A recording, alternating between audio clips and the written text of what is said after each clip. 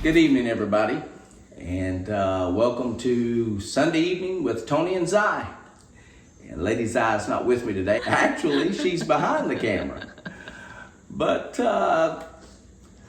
several weeks ago, I mentioned that I felt this year for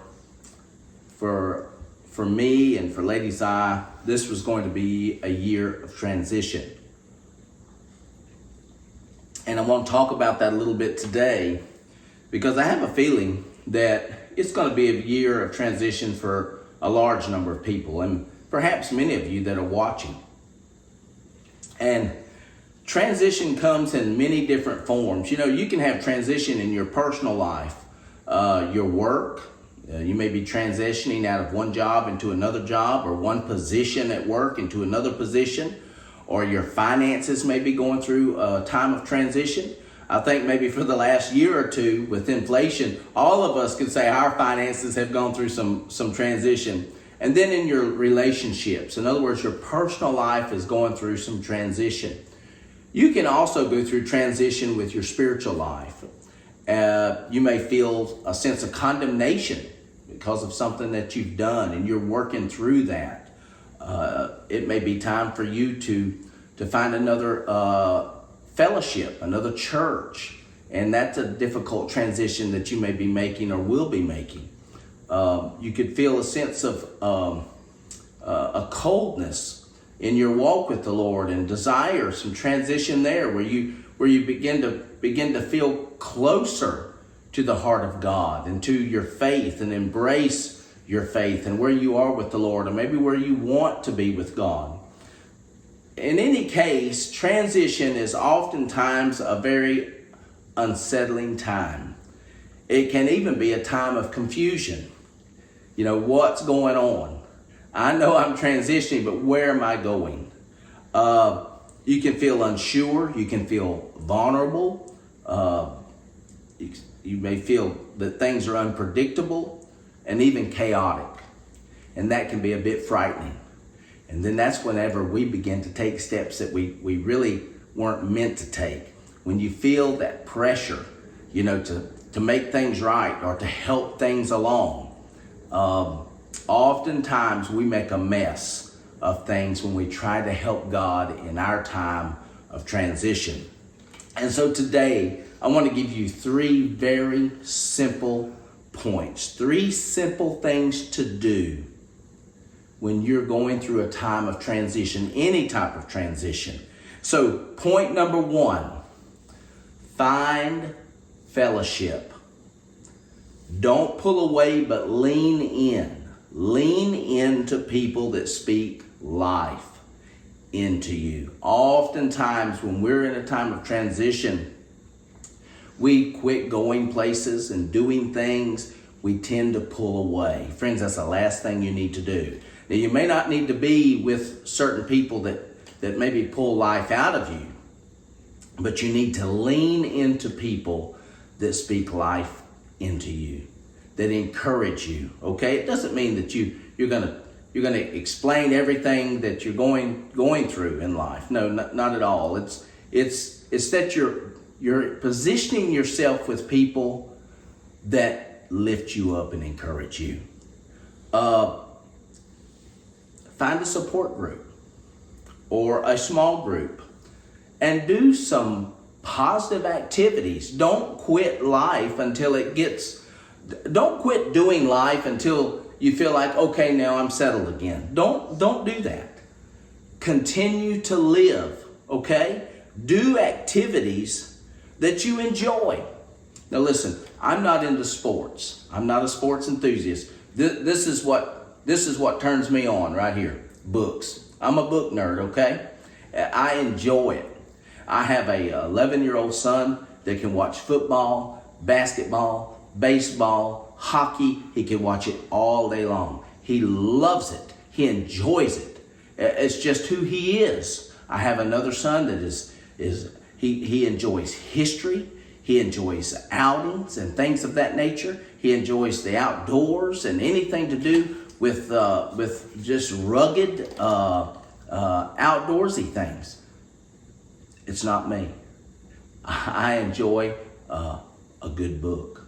Okay, but yesterday, about 3 or 4 miles from where I'm sitting here is a gymnasium, and my 11-year-old son was playing a basketball game. It was exciting. I mean, I really got into it. I was standing up and hollering and clapping and whistling. It was a close game, and my son's team won. It doesn't always work out that way, but it did yesterday. It was exciting. And when we left, Lady Zai said to me, she said, I so enjoyed this. She said, it was like a date. It was like you and I just went out on a date. And I thought, well,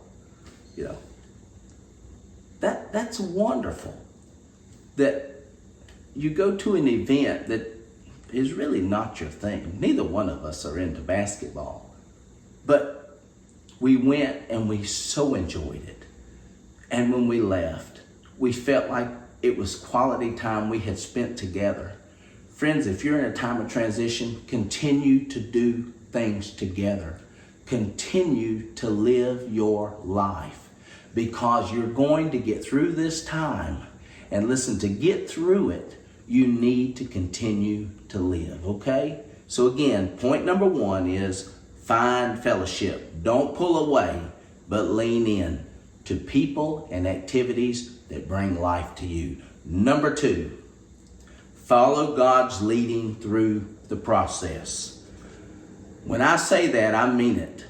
Follow God's leading through the process. Be open-minded. God often leads in unusual ways. God often leads in unusual ways. Do not predetermine where or how God's going to work this thing out. Friends, we are so good at that. We've got it worked out. We'll lay awake at night and we'll say, now, okay, if this happens, we'll do, and if that happens, listen, stop it. Stop. Do not predetermine how God's going to do it. Simply surrender to what God shows you. Surrender to God's leading. Proverbs chapter 3, verse 5 and 6 just really speaks into this. And this is what it says: trust in the Lord with all of your heart. Friends, that's where it starts. Trust in the Lord with all of your heart, and lean not to your own understanding. It's difficult because we've got it figured out, right? Lean not to your own understanding. In all of your ways, acknowledge Him, and He will direct your paths. That's Proverbs chapter 3, verses 5 and 6. Transition is a process, and it is not meant to be a state of confusion. Now, it may be a bit confusing, but friends, lean not to your own understanding. Don't lean to your own understanding. Just submit to God's leading and let Him direct your paths. It's not going to look like what you think it is, okay? And as God shows you and opens doors and enlightens your mind, you're going to say, well, I didn't think of that.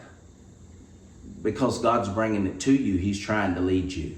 And allow Him to do that, okay? Let God lead and move as He leads. Move as God enlightens you. And number 3 is embrace the outcome. Now, I really struggled with this because I really wanted to give you another step to take, but really at some point you've just got to embrace the outcome. You've got to embrace where God's leading you, because it will look differently than you thought it would. You think you know what the outcome, you're not sure how you're going to get there, but you think you know what the outcome is going to look like. You don't. I promise you, you don't. But He's got your best in mind through this process. Let me say to most of us, we need to learn to bloom where we're planted. Let me say this again. Bloom where you are planted. Wherever God leads you, just bloom right there, okay? You may say, well, why did God lead me here? Friends, God's plan for your life is much bigger than you can ever imagine. God's plan for your life is so much larger than you could ever imagine. And I promise you this, God has a purpose in and for your chaos. He has a purpose. So again, as you're facing transition, these three things are very important. Number one, find fellowship. Continue to do things that you enjoy, activities you enjoy, be around people you enjoy, people that speak life into you. Number two, follow God's leading through the process. Follow God's leading, not your own understanding. And number three, lastly, embrace the outcome, because God has a purpose in the chaos. Listen, I hope this was encouraging to you today, as it was for me. God bless you, and we will see you again next week. Bye-bye now.